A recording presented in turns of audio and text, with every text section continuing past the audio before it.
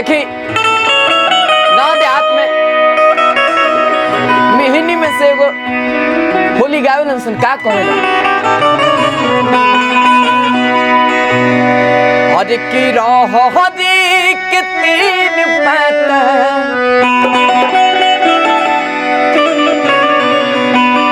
आज तीनों छितना रहे आज की तीनों छितना रहे और की भौजी के तीनों बहिनिया और की तीनों को तीनों खिला रहे का कहलन सब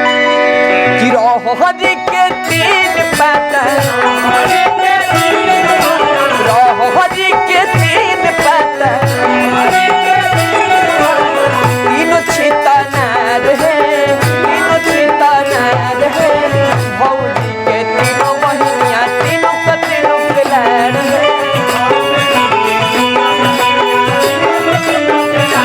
भौजी के तीनों बहिनिया तीनों को तीनों खिला रहे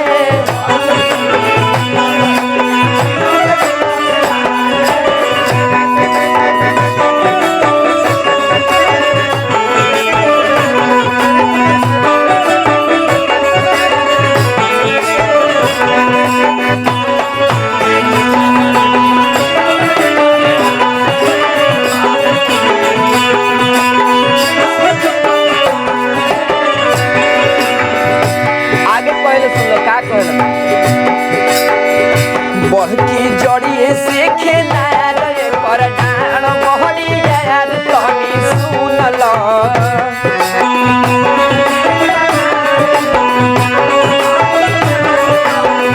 कि बढ़की जड़िए से खेला रे पर डाण मोहरी यार तनी सुनल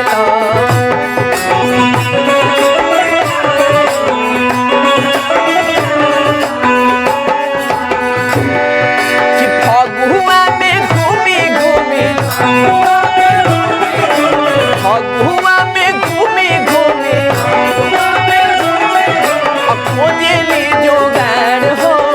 खोजली जोगाड़ हो भौजी के तीनों बहिनिया तीनों का तीनों खिलाड़ हो भौजी के तीनों बहिनिया तीनों का तीनों खिलाड़ है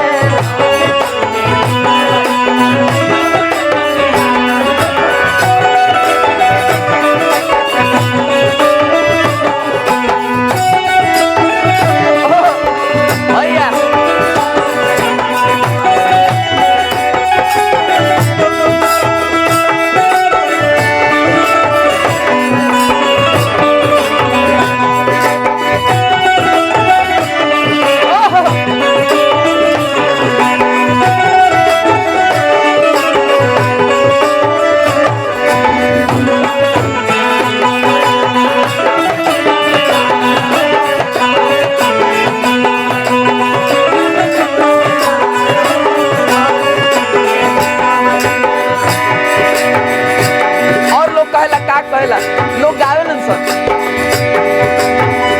कि मझली जानतिया सब कइले किया पूरा फत तनी सुनल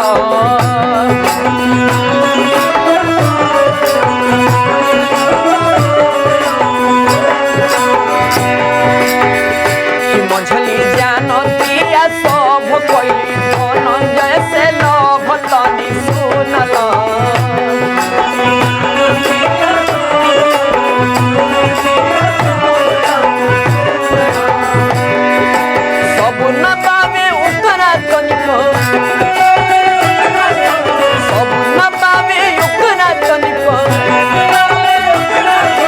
खोजली जोगाड़ हो खोजली